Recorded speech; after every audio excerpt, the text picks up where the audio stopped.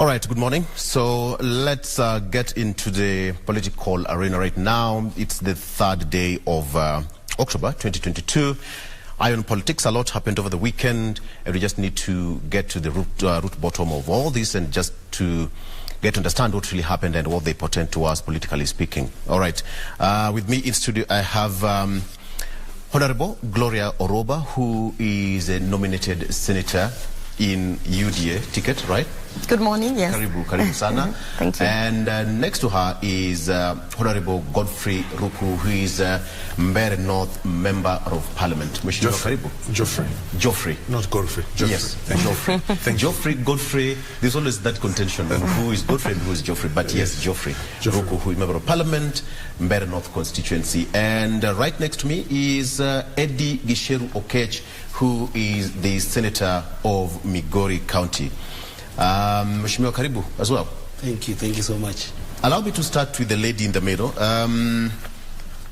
We must be so happy as a nation. Two Kenyans made us proud yesterday in London Marathon. In a span of 1 week, we celebrate as a nation. Must be something good to take home, right? Mm-hmm. That's what unifies us. Some of these things, you know, sports, culture. Yes. It should be encouraged because that's what unifies us. At that point, there's no ODM and UDA. At that point, it's just it's Kenyans. We are proud, and it's a good thing. Absolutely. To have. Yeah. Mheshimiwa Geoffrey, your thoughts on that? Yeah, we have a big name out and there, and when we have Kenyans who are still flying our flag high, we are proud as a nation, and we congratulate them, and we should treat them in a very, very special way when they come back home. Yes. And I think the new government would definitely be treating our athletes and sportsmen and sportswomen and giving them, you know, the respect and accolade they deserve, because they do, as you know, they build our brand in the international arena, yes, which every country would want it to happen, and that is happening for Kenya, yes, through our sportsmen and sportswomen. That is something to always be proud of and encourage, so that we can always remain there. Yes. Mheshimiwa, Eddie, somebody once said that if you're going for a marathon and you don't see a Kenyan behind you or in that race, then that's not a race. It's like a rehearsal or something. Are you trying to, that's how big our name is out there. Are you trying to judge Jocelyn for taking a silver? I think she did well. I think Jocelyn did well. Yes. And congratulations, Jocelyn. She got silver. And Amos, of course, Kipruto carried the gold for us. Yes. And I think it is in order to congratulate all of them. But I think that for us as Kenyans, and more so for the government, I think that we should not take this as a routine. Yes. Because more often we have seen these kind of trends where athletes go out there and present us so well.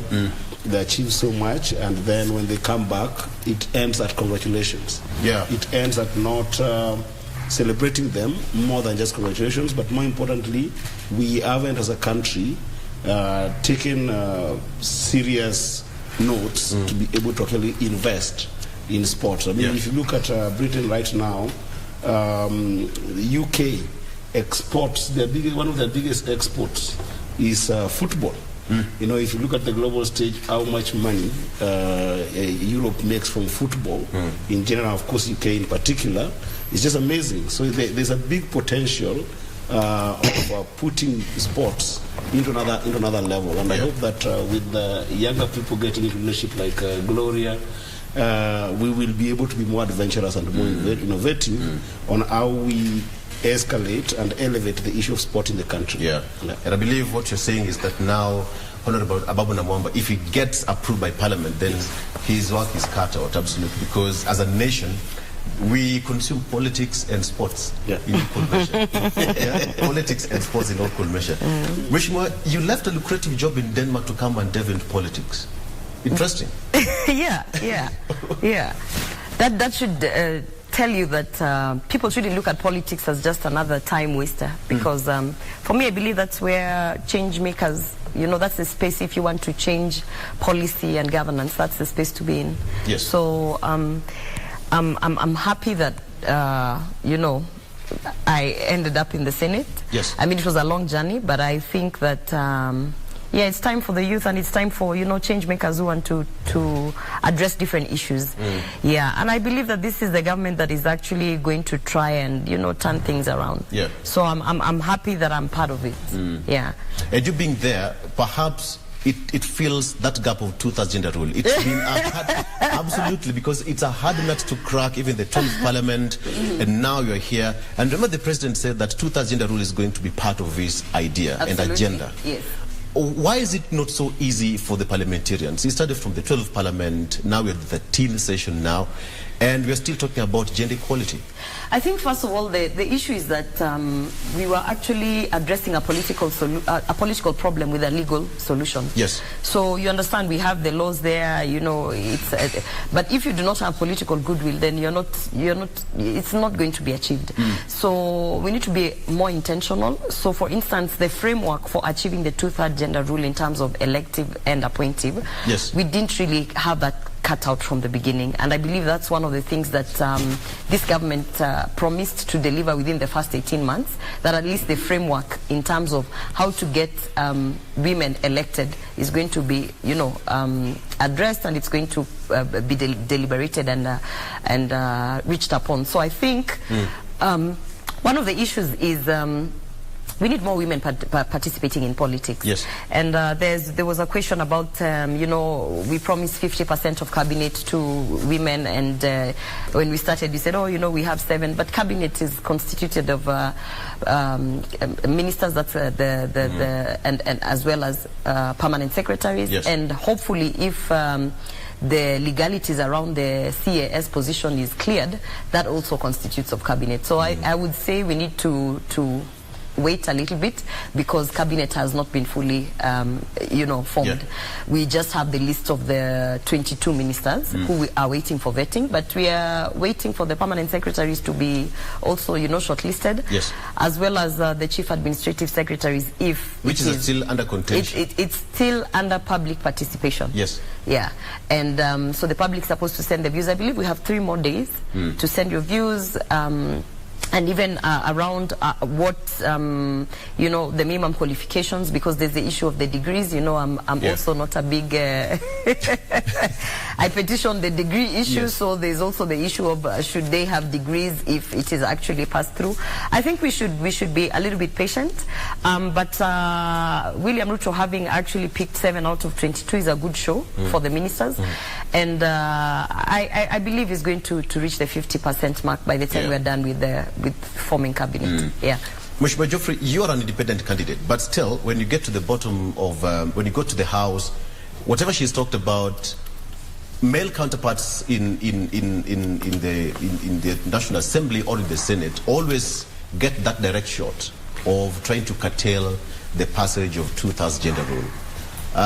What do you think you're going to do differently, or perhaps your male counterparts in the National Assembly, to ensure that at least this time around, it's a settled deal? One, I'm not a independent candidate. I was elected on a Democratic Party. DP? DP. Okay. The only member of Parliament of National Assembly, who is elected on a Democratic Party. You're the only person? Yes, in the National Assembly. Okay. So a DP member. You know, I say DP Nuru ya Kenya, or Thai ya Kenya. So as far as the issue of gender rule, one, we have to appreciate that this country is more patriarchal, more than matriarchal. And these are cultural issues. They are so deep-rooted. So it takes time to, for the people to appreciate at the grassroots that even women are equal to task. It is true, men are more, they start, they have start ahead. they are more advantageous when it comes to campaigning for such kind of different position, whether it's MCAs or members of parliament or senate, because of our society, the way we are socialized. And it's going to take some time, but we appreciate every general election we are seeing an increment of women getting elected. We have slightly higher number of members of parliament, women who are elected this 13th parliament than the previous one. And also it was like that in the 12th parliament. So gradually, I'm sure we will be able to achieve the gender rule, the one-man gender rule. And as Senator said, sometime we may want to legalize a political thing. You know, we are trying to solve a political problem using legal mechanism instead of using the same politic to solve a political problem. So to me, I think it's going to take some time. We are on the right direction, and I'm sure the new administration led by our president, William Ruto, is going to, you know, increase not only in cabinet. Probably you're going to see higher number of PSs, permanent secretary, who are women. Probably you're going to see more of CSs who will be women. Probably you're going to see more of chairmen or chairpersons of different parastatals who will be women, and the board members. Probably you're going to see more of ambassadors who will be women. So the positions, the government is huge. I am sure women will be incorporated at all these levels.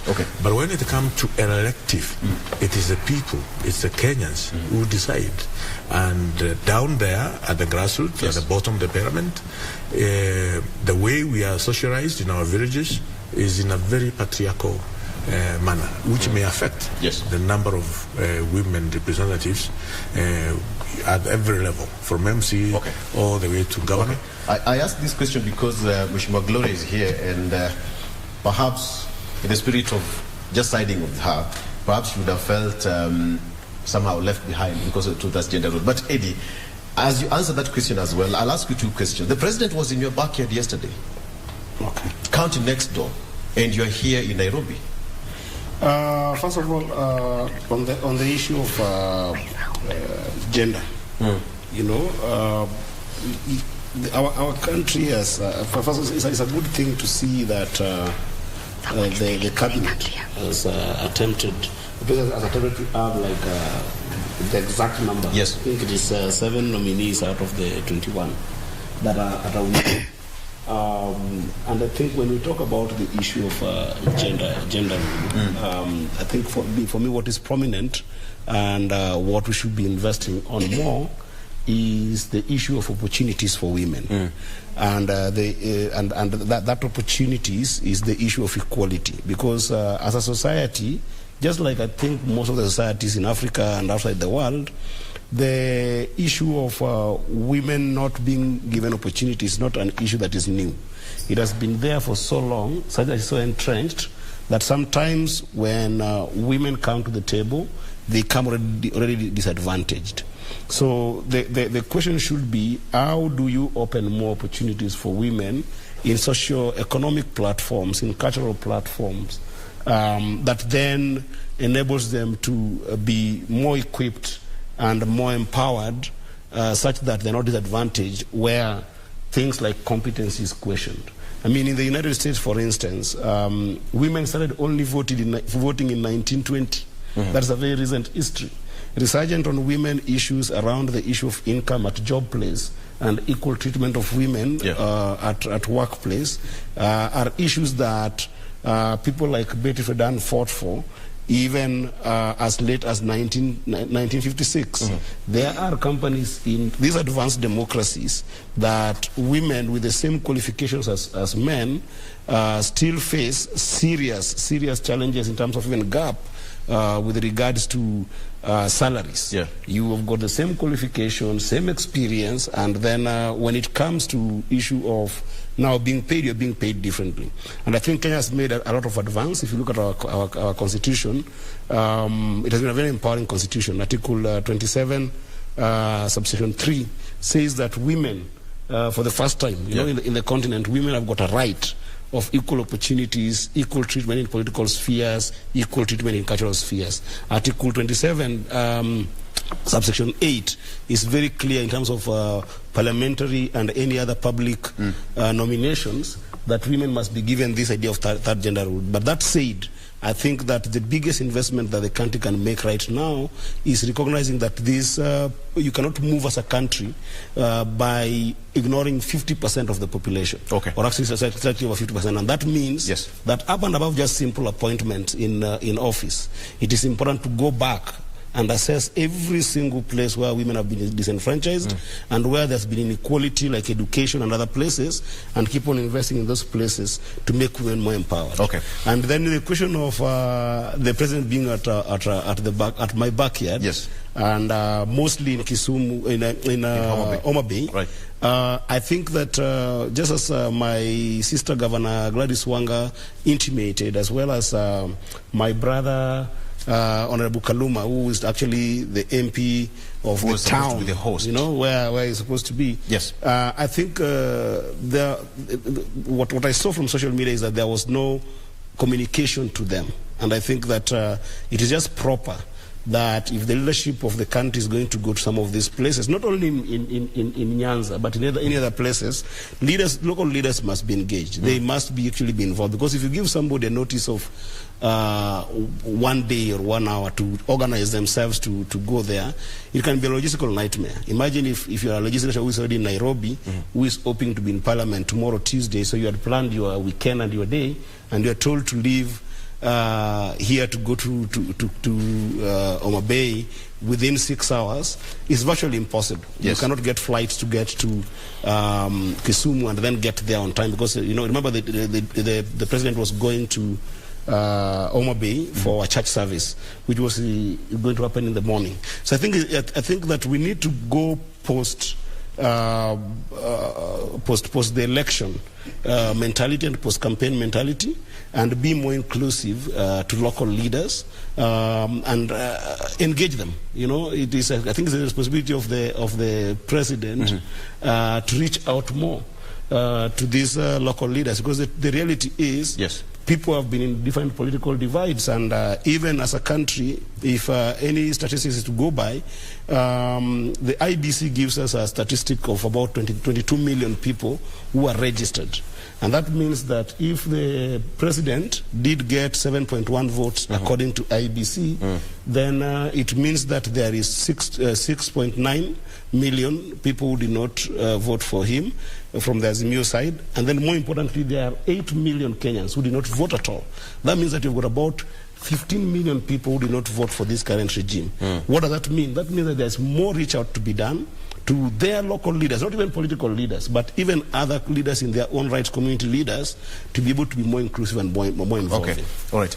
Mheshimiwa Gloria, could this be treated as a coincidence that at that particular point, all elected leaders from the county skipped the function, including Homa Bay Governor Gladys Wanga, her deputy Oyugi Magwanga, 8 elected MPs, the senator, woman representative, and the MCS?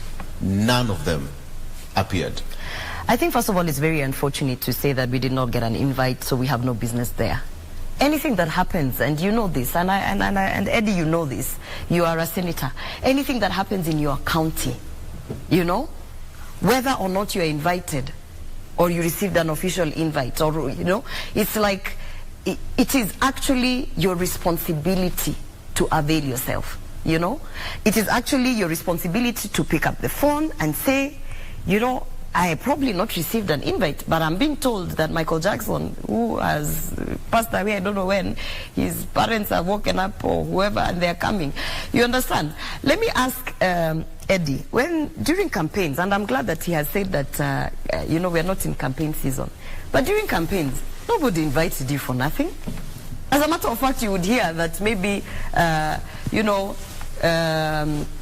Alfred Mutua is passing by. Yes. And you as a leader who's from that locality would be like, hey, I need to know what this guy is going to send to my electorate. I must appear right next to him. I must be able to also understand what is it he's doing there, because that is not his region, but you know, maybe they are doing a national campaign. Actually, as a leader, nobody invited anybody during campaigns. It was a matter of hearsay. And then because you know that you're responsible for that constituency, for that ward, for that county, and because you know that you want to represent the electorate and you want to be present and be able to question whoever it is that is there, yes, you would appear. So now, having explained that, now this is a president, you know? Yes. Ahead of a state, ahead of, you know, the president of the Republic of Kenya, commander-in-chief of the armed forces. Even if you had a rumor that he's not even going to be in Homa Bay, he will pass by Homa Bay. You can be sure that if we were during the campaign season, you know, all the leaders will show up.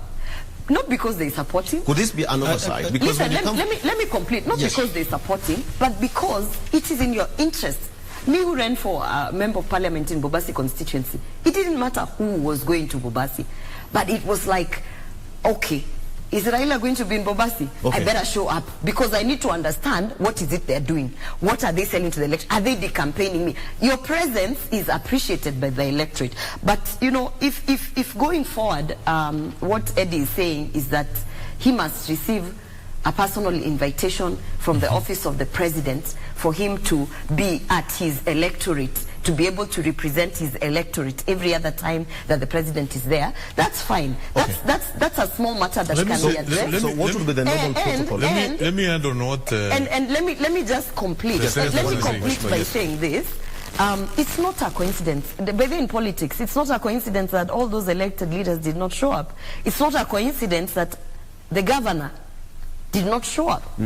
Let me tell you that if today there were clashes, or if today there was an emergency, does anybody require an invitation from the electorate that now we are going to write to Gladys Wanga and tell her, Gladys, by the way, our schools are burning, we invite you to come and address it? Absolutely not. So okay, that's rubbish.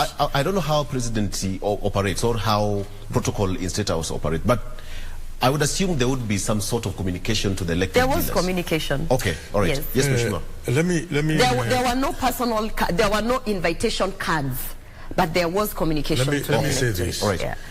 The opposition has started in a very good note, and that is what we want them to continue doing. Let them check the government. We have said we don't want opposition in the government, and it's not going to happen. Okay? So they can make noise that the president was their backhand and they were not invited. He is the head of state. He is the president, and I don't think he has that time to make a call to Honorable Karuma, to make a call to the governor and other representatives of the people in that county. The government, led by our president, they are going to serve. Is going to serve the Kenyans in all corners of this country without discrimination. Okay? Yes. And that does not mean for the government to serve people of Homa Bay. The senator must be there. The governor must be there.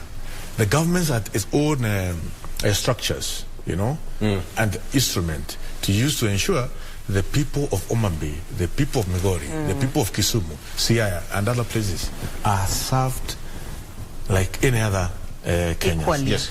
Let the opposition, you know, we you know, there are that saying or a song which goes that please stay aside, see how we are going to lead this country into, you know, the right direction. You admire how the government works, you know, and I think that is exactly what is going to be happening. But do you think the president would have made his trip from Nairobi to the county without even informing? Okay, the government. No, the communication was there. To be, in all fairness, the communication was there. And also, the president doesn't need to inform anybody that is going to any corner of this country. Yes. It is your responsibility as the elected leader to know that the president is going to your county or to your constituency, and you be there. You can choose not to be there. You can choose that not to be there, and that does not mean the president will not discharge his duties as the head of the state. Allow me to just add one thing. Let me bring in Mheshimiwa Eddie. Allow me to add one thing. One minute, yes, Mheshimiwa. Go ahead. You know, I'm a UDA nominated senator. And in Kisii County, we had our gubernatorial candidate, Ezekiel Machogu, who lost to Simba Arati. Simba Arati had his swearing-in ceremony at the Kisii Stadium. As a senator nominated from Kisii, first of all, I have to accept that we have a governor. The governor might not have come from UDA, but now we have a governor. I'm nominated from Kisii County.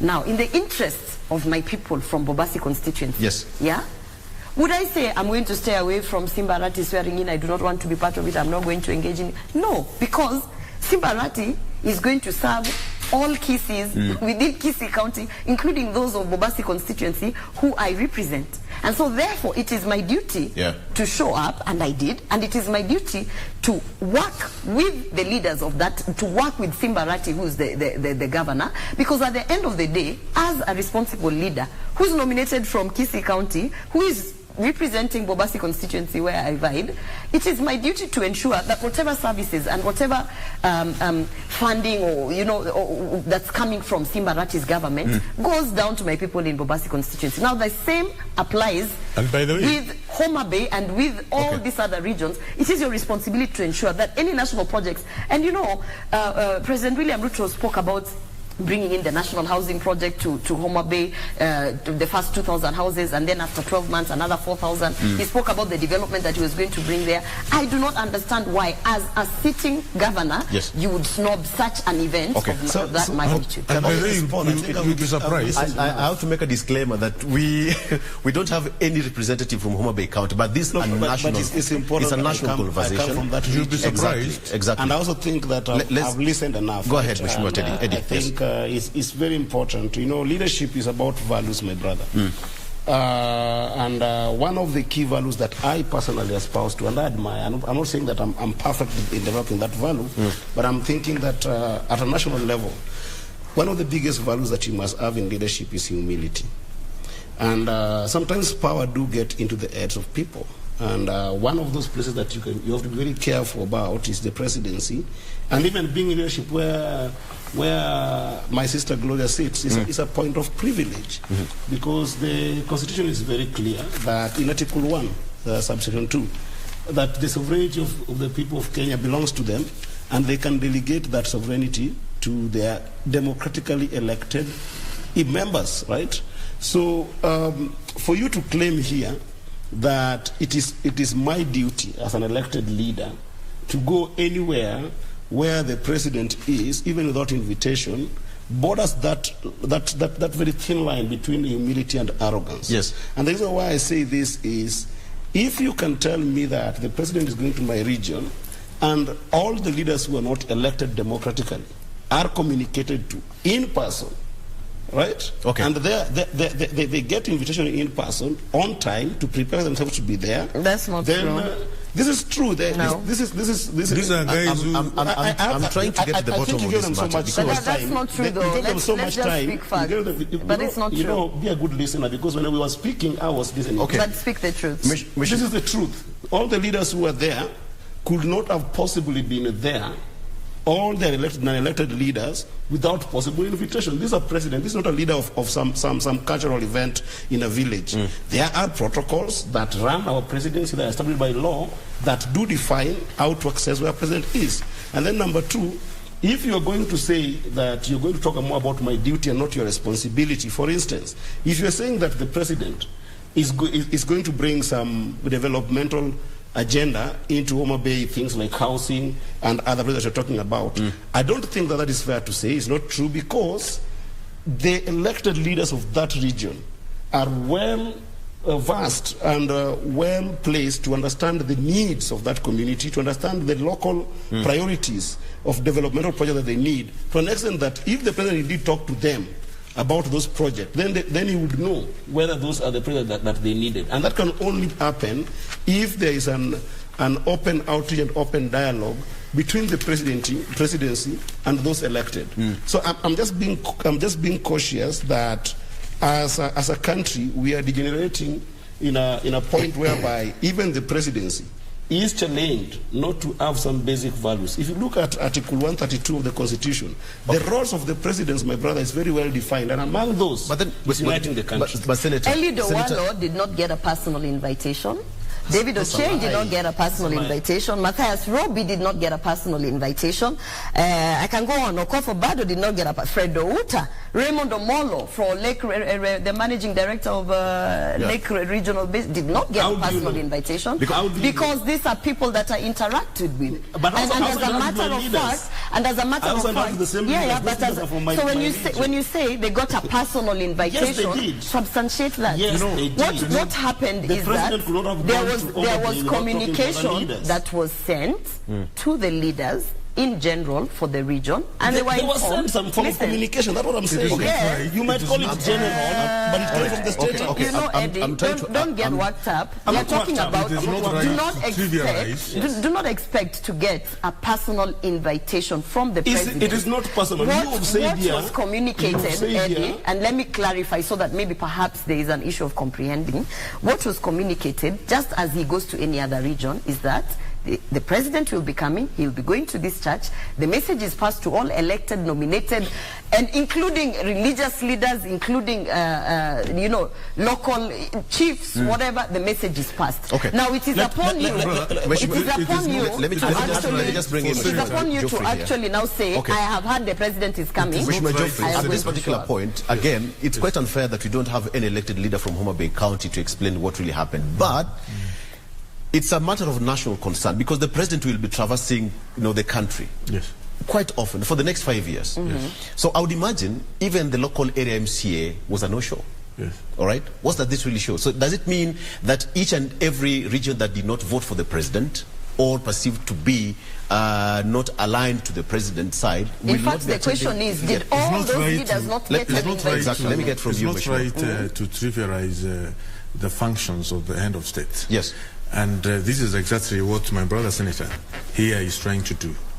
The head of state has the responsibility to take care of the Republic of Kenya, to ensure there are government projects which are implemented in every corner of the country. Yes.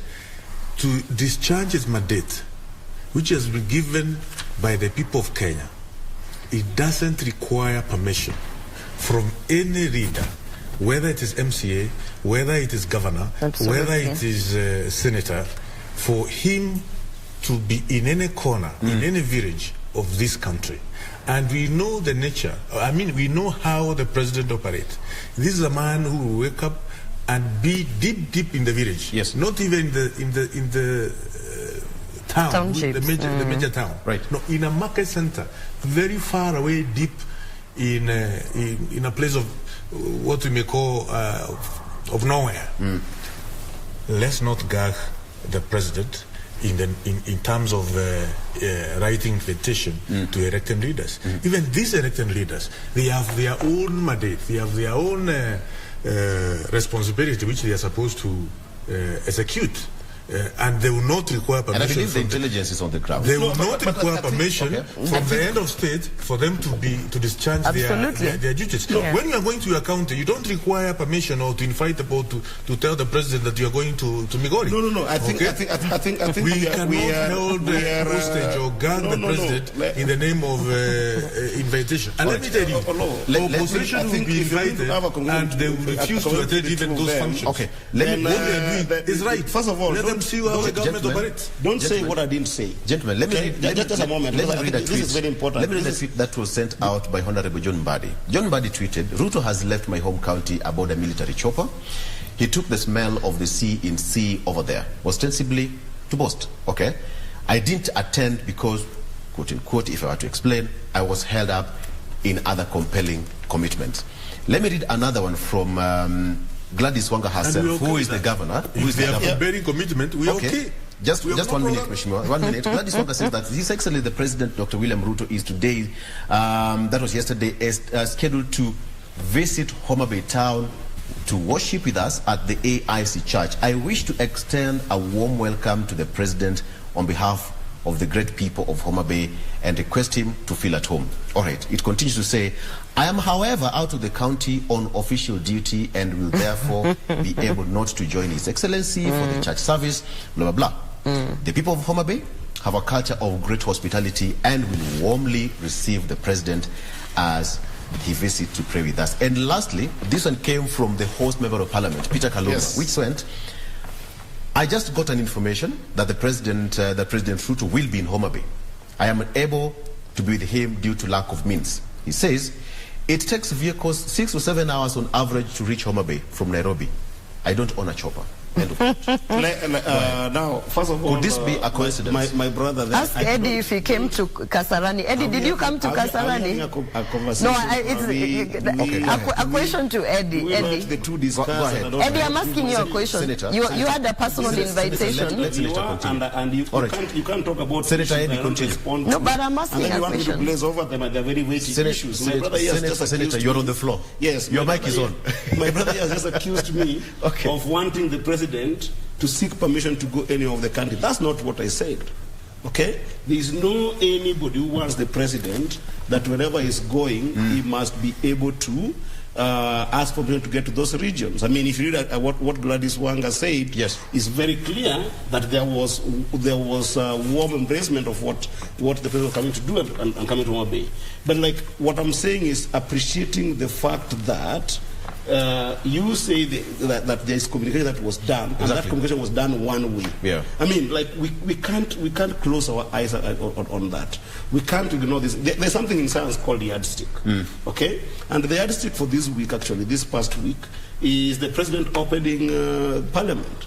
There is no requirement by law that, apart from just duty, that all members of Parliament must be there when the president is opening the Parliament. If there was no any goodwill by the members of the other coalition to embrace the president as matters development as matters that are concerning the nation, we would have seen members of Parliament from the other side of the house not showing up for that opening of Parliament. But we did see, even Honorable Kaluma himself was in Parliament.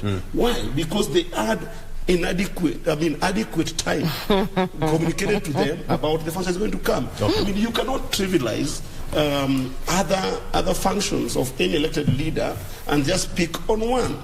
I personally saw the president coming to my region, literally, and like to the said event. That was on Saturdays when people received communication.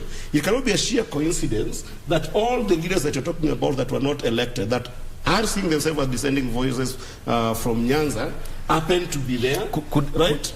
And happen to have more information than others. Could you allow me to pose this question to Eddie, kindly, because he's talking about yardsticks. In the swearing-in ceremony at Kasarani for His Excellency William Ruto, personal invitation cards were sent to all elected leaders through both houses, the National Assembly and the Senate, including the gate passes, the clearances. Everything was put in an envelope. All you had to do is go and collect it from the clerk at the Senate or the National Assembly, and then buses were provided so you can't even talk about transport being an issue, as I've had one of the legislators saying that they don't own a chopper. But I can tell you how many ODM members came to witness the swearing in. And if we're talking about yardsticks, let's ask Eddie. Was Eddie at Kasarani? He was not. And yet he got a personal invitation complete with a clearance. State House cards were provided at the clerk, at the National Assembly, for them to access State House and go and, and have lunch with the president.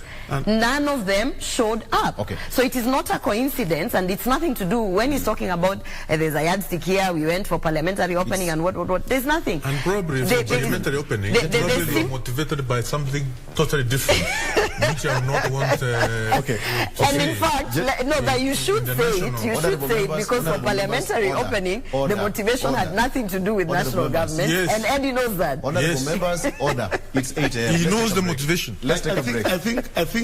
Okay, Director, let's take a break. We'll be right back. Members, you're out of order. We'll be right back with more after this.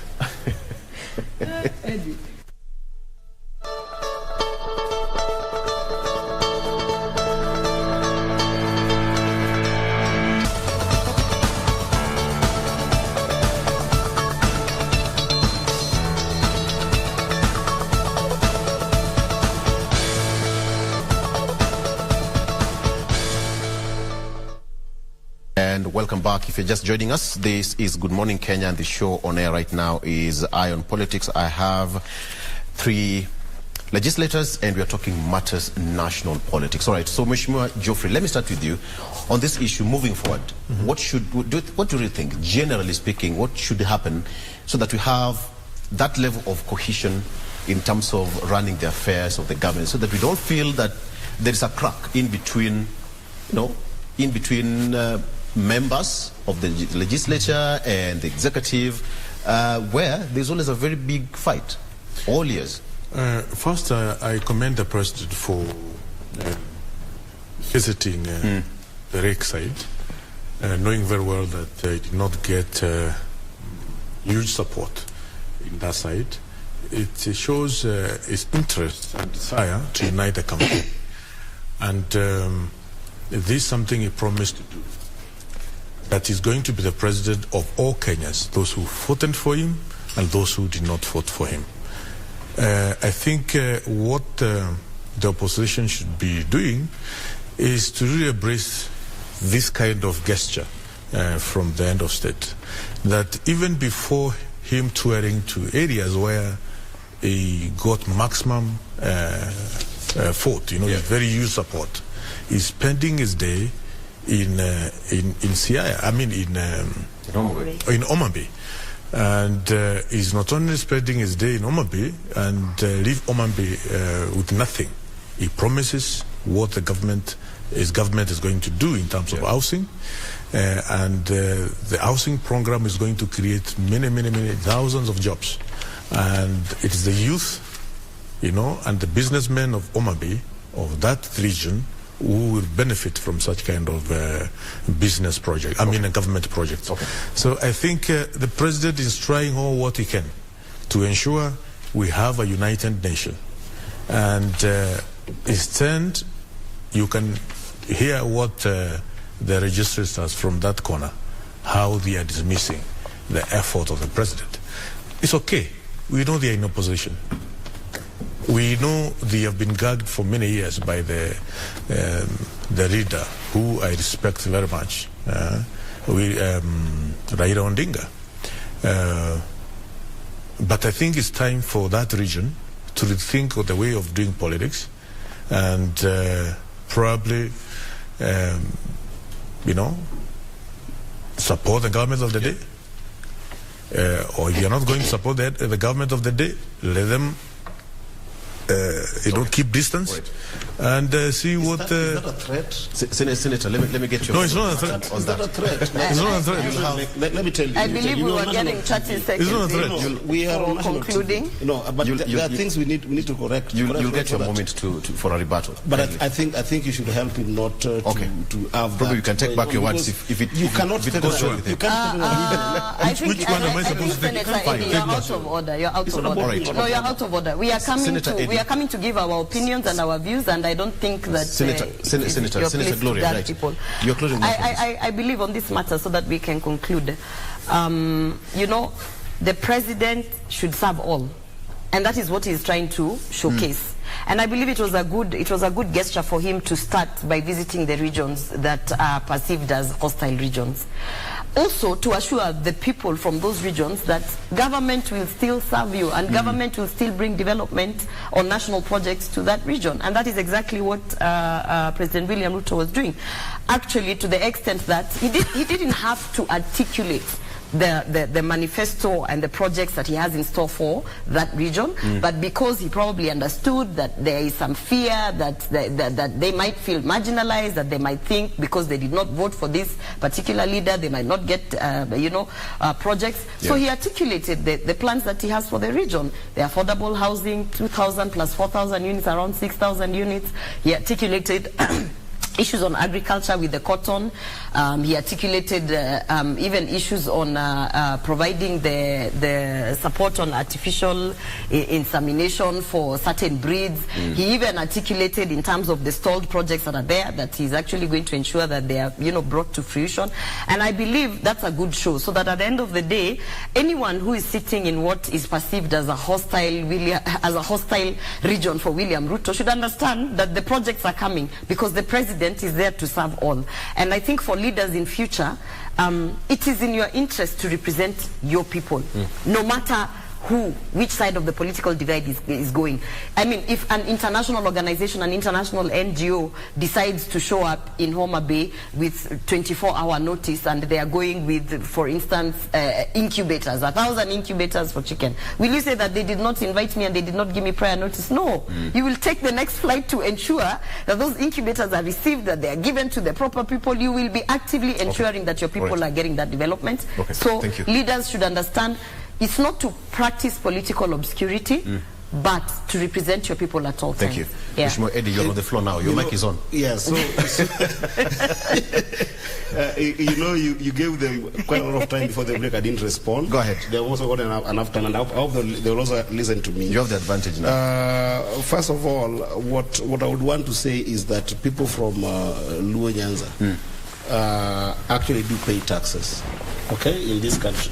So it is in their interest, right, that every single project that the national government is involved in, apart from devolve units, they benefit from them. Okay, so yes. It is not. It is a right. Okay, so I think that I just want to correct my brother that it is very dangerous to say on national television that if you people of that region you don't want to listen, okay, then be there. We will work in the government. I think that is just a very wrong premise. And then number two that I wanted to say, the president is the biggest embodiment of the will of the people. The sovereignty. The president does not work on its own on its own powers. His powers, just as like us elected members, is delegated at the highest hierarchy of the country by the people. So what does that mean? That means that every function that the president is doing are very well articulated in the Constitution. We've talked about the function of unity, and I think that it is in the best interest of the president, and I hope some of his advisors and leaders who are surrounding him, like my fellow elected leaders here, to actually guide the country in a way that you can be able to unite the country. Yes. I want to give a very good example. If a president has gone to a region and has articulated a divergent kind of projects that he is interested in bringing to those regions, I think it's a good thing, and I'm not against that. The only problem is that these projects must be implemented or must be achieved with the help of other elected leaders in that region. You cannot say that you're going to work with non-elected leaders who are not given mandate by the people of that locality. Right? Because if you say that somebody from Siaya was in Homa Bay, somebody from Kisumu was in Homa Bay, to oversee the promises of developmental projects given by the president, that is just not right. So I think there's a reflection that you might require the elected leaders from Homa Bay and from Nyanza in particular to do. But I also think that in the same measure, there is a reflection that the executive must also do, and the people around them, that indeed there is something that is happening here that we also take responsibility as the executive. You should tell yourself that I take responsibility for actually not reaching out enough in as much as we want the others also to reach out. Because it is just wrong that you go to a region, articulate projects without the leaders who are there articulating what are the priorities and what are the sequencing of those development projects. That's all I'm saying. All right. Yeah. Thank you so much. I think let's now go to the next point of discussion here. The president is set to nominate 49 principal secretaries and 22 chief administrative secretaries. So far, what we've seen is the nomination of the cabinet secretary positions was largely political, from the political class. So what we should expect, because with 49, principal secretaries and 22 CASs, that's a big number still left out. So what should happen here? Should we go for the technocrats or politicians in this role? Let me start with you, Mheshimiwa Geoffrey. Thank you for that. One, politicians are also technocrats. Who said that when you become a politician, your professional background disappears completely because you have been elected by the people?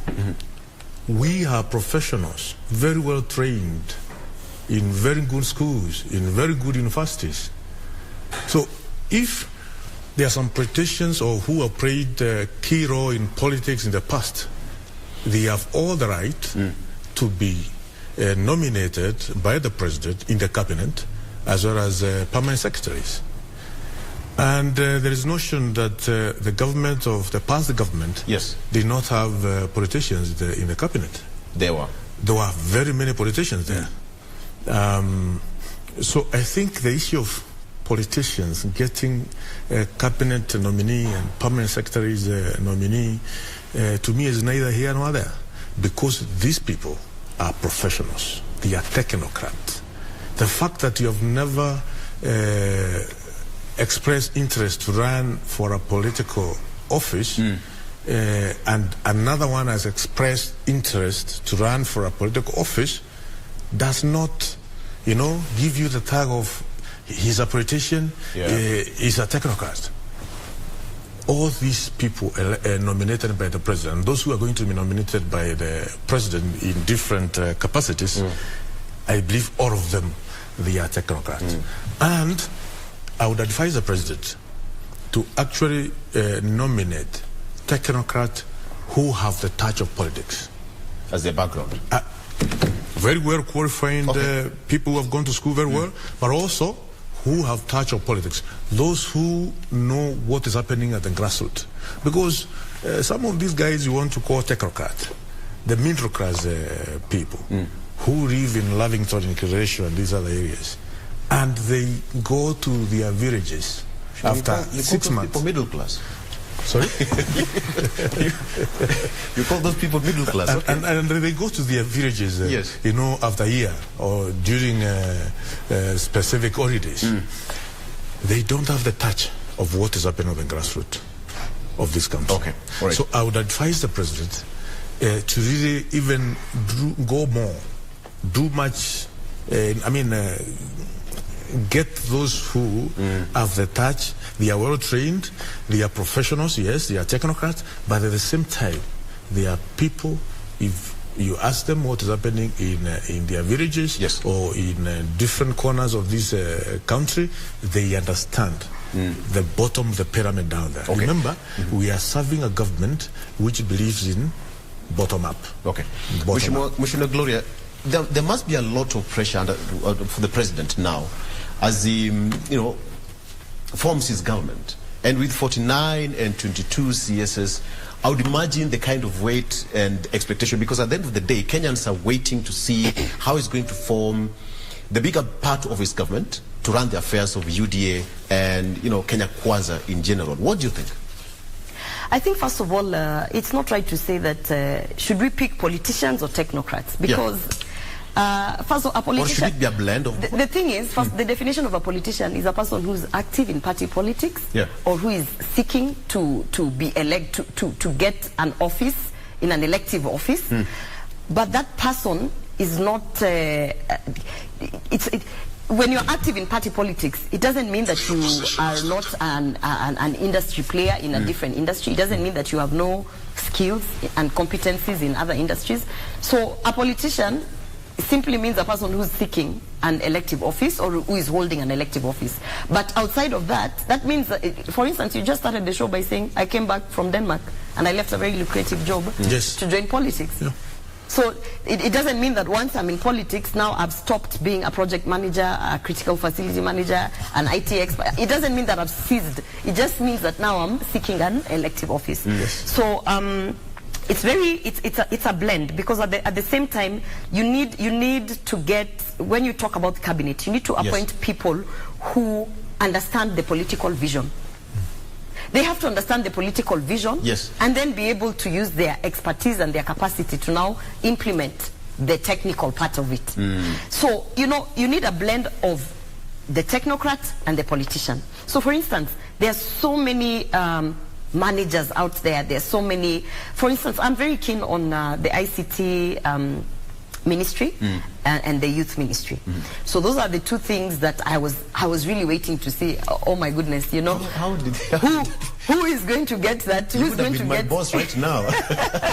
I'm very keen on that. And I was very happy when we had Eli Dowalo as a nominee for the Minister of ICT, Information, Communication and Technology. Now, when you look at Eli Dowalo, would you say he's a technocrat or a politician? You see, you would not place him either place because he is a politician.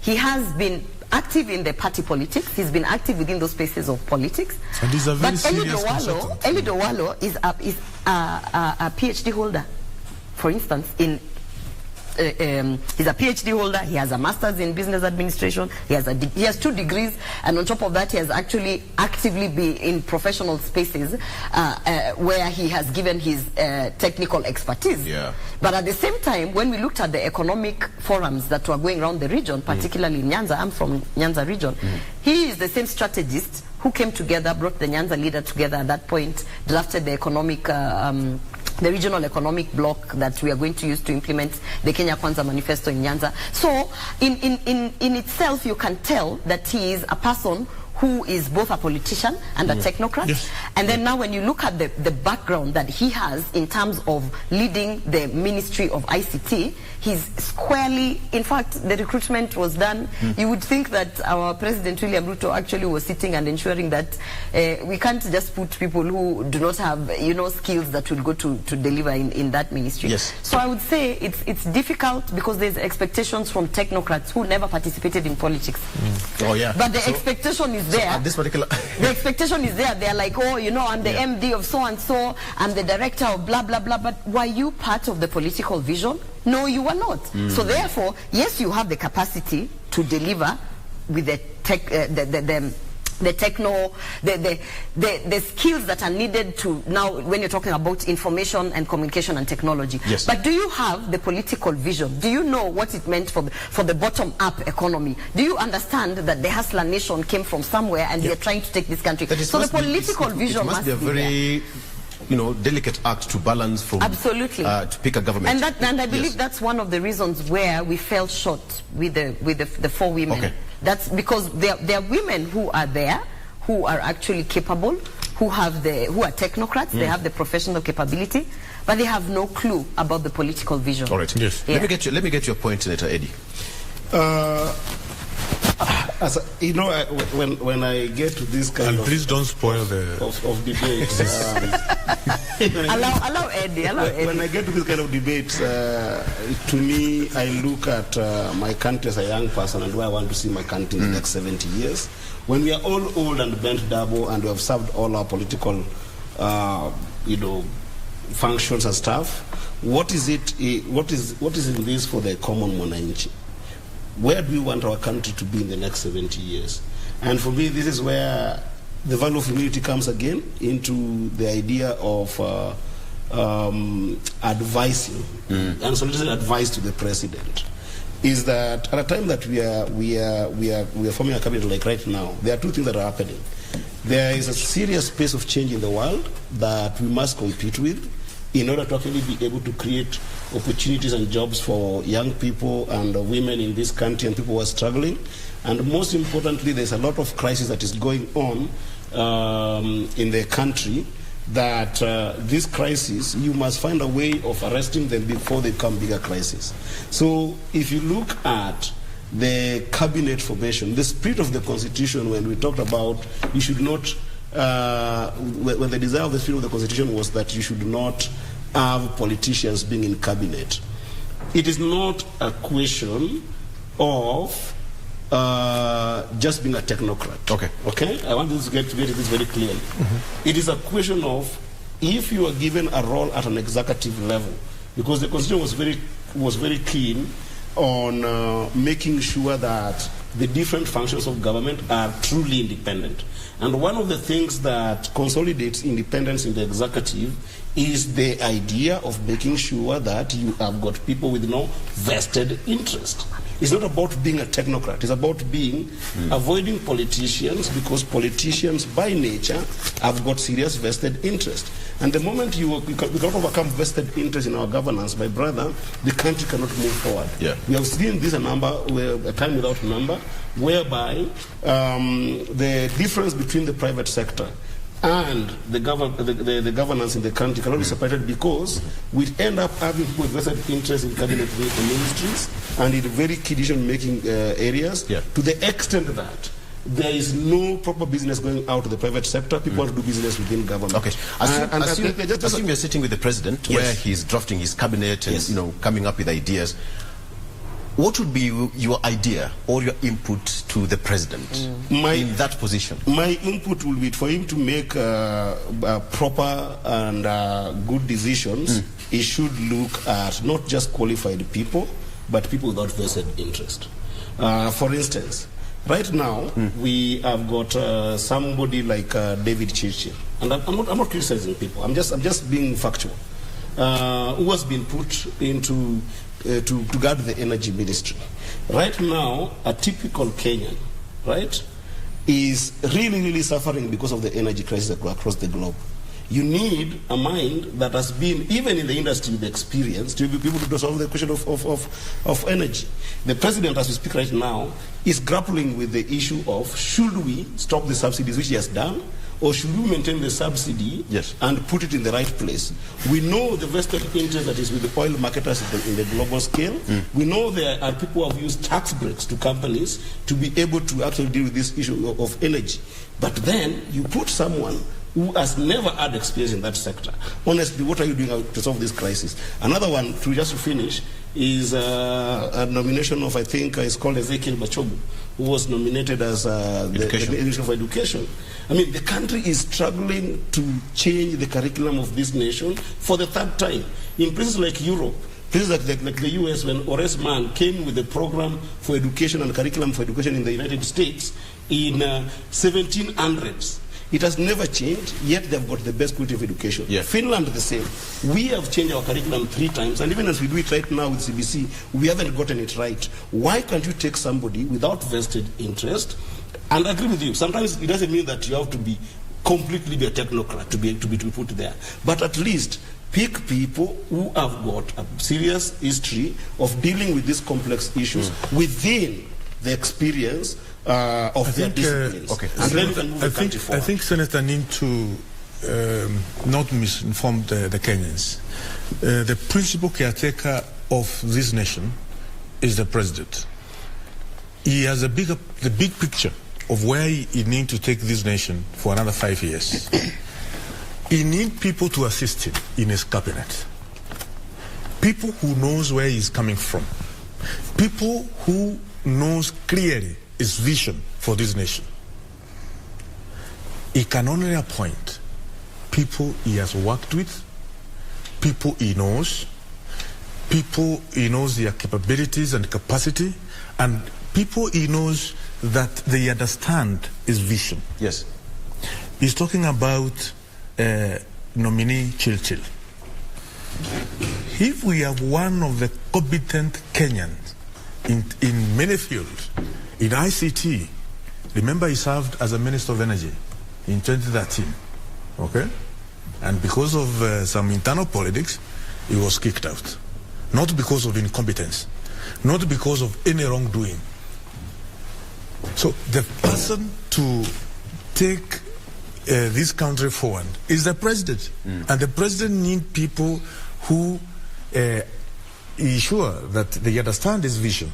They understand where he wants to take this nation. So for him, it's about merit.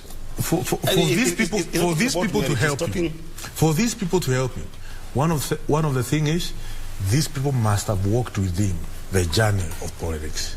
These people must have been with him in Mbeere, in Mombasa, in Kilifi, in Siaya, in Kisii, in every corner of this country.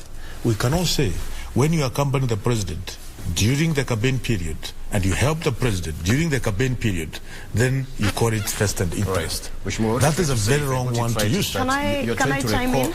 You're trying to... That's so basically you're saying you reward people who worked with you. No, it's not rewarding. It's people who understand the vision of the president. Senator Eddie, when you say vested interest, what do you mean? When I say vested interest is, and this is not like something new. If you really follow the politics in the African continent, this is something that is always there. What do you mean by vested interest? The idea that the people that you put in government serve, and he has confirmed it, serve your personal goals and your personal vision. So for you, vested... No. But the president, the president has the vision for the country, not his own vision. It's the vision of taking this country forward. Gentlemen, Senator. Okay. Like now, I have a vision for my constituency. Let me, Geoffrey. You asked me a question. I have a vision for my constituency. The president has a vision for the country. I'm the one who asked the question. I haven't answered. Yeah, you want to answer? No, you've answered. You've said vested interest is that their interest is to serve the person that gave them the job. Yes, and this is and I'm trying to say. I haven't finished. Oh, you haven't finished. I haven't finished. What I'm saying here, Gloria. Because I have a point there. Thank you. What I'm saying here is this.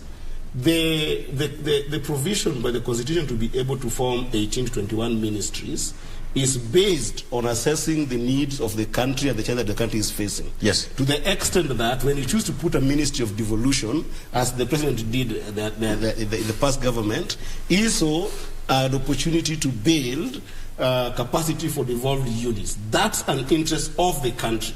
If you are choosing somebody who is going to... you're digressing. I'm not digressing. If you choose somebody who's going to handle the needs of devolution, it has to be somebody with experiences that span up and above just serving your personal interest as a president. Right? And that's what he's saying. That not personal interest as the president. Personal vision of the president. Not personal interest as the president. No. Not personal interest as the president. First of all, for you to be able to deliver on a vision, you must have vested interest to deliver in that vision. If you bring a person who has complete political obscurity and does not understand what the president, who got elected by the electorate, promised, if you don't understand that, then how do you deliver on the vision?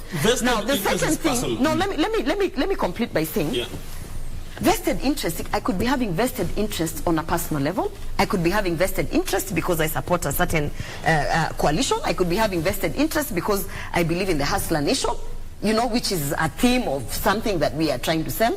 But you cannot say that we need to bring people who have no interest at all, who have obscurity, because what we sold to the electorate as Kenya Kwanza was actually based on vested interest. We went out there, we had promises, we signed charters with the youth, we signed charters with the education players, perhaps we signed charters with women. Perhaps, Senator, you meant something different from vested interest. I'm trying to clarify. Interest. I think No, because I'm not done. Senator, you're out of order. I'm not done. Okay. The point here being, that person, first of all, one, must have worked with the president. Because where we are at as a country, we don't have time to start finding out which compatibility can work and which. You must have been able to understand, this is how President William Ruto works, this is his vision, and I am completely vested in ensuring that we deliver on his vision. You don't need to be taken on attachment. So at the end of the day, at the end of the day, we know that ministers, you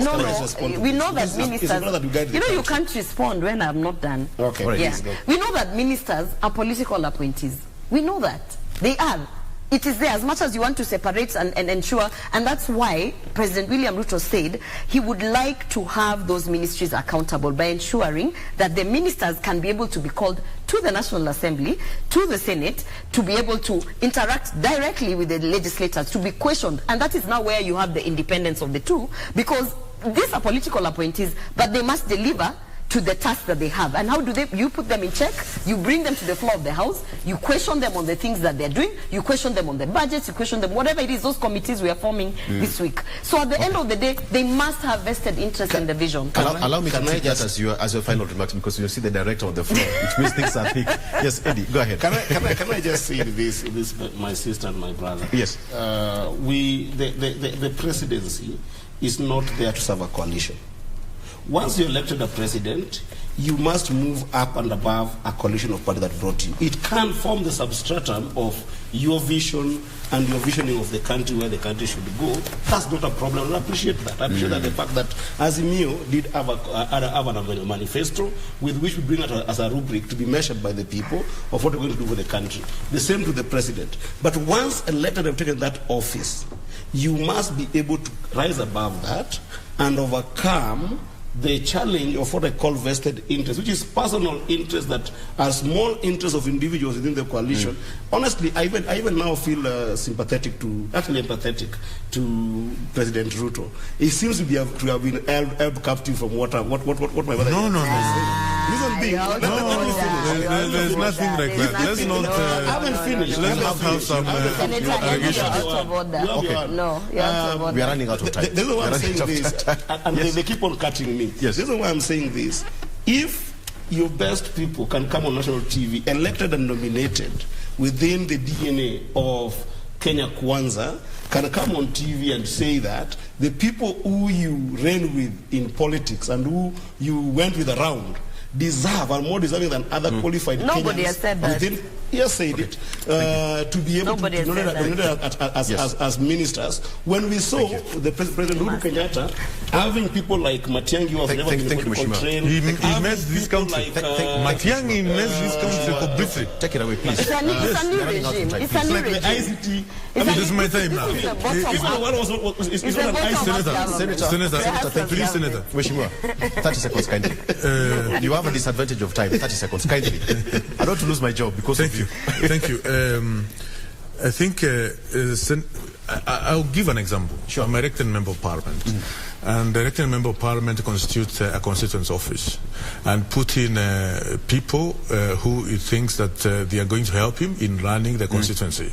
Do you want to tell me I'll go and pick people who have never, we have never worked with them in the constituency, people who don't know my vision, you strike a balance. People who don't know what I promise the people of Mbeere North. What Senator is trying to say is, completely out of, it doesn't really, probably because you as a senator, you're not having such an office, okay? So, we are supporting the president and his government, which is about to form, so that he can discharge his mandate to the people of Kenya. And so far, so good. So far, I can give him an A in terms of the nominees which he constituted.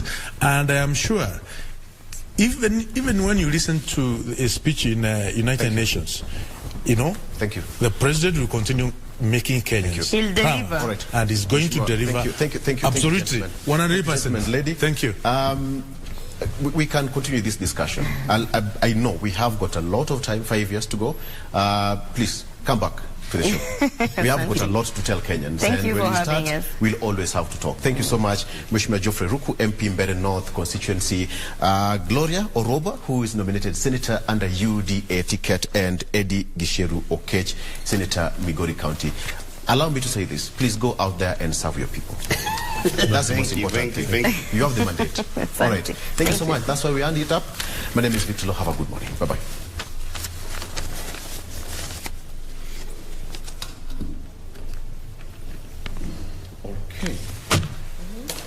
Eddie, what are you trying to say? Now, Leo.